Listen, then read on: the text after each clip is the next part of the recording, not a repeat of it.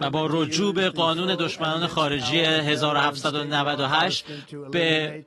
قدرت دولت مرکزی و دولت‌های ایالتی این قابلیت رو خواهم افزود که با گنگ‌های تبهکاری، گروه‌های تبهکاری که وارد خاک آمریکا میشن از جمله در شهرهای ما و مراکز اونها خاتمه بدن.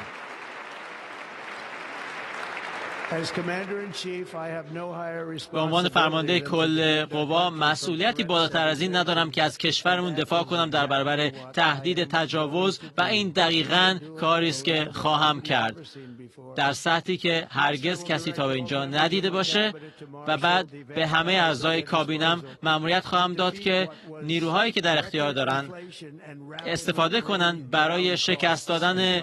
این تورم رکورد شکن رو و پایین آوردن قیمت‌ها.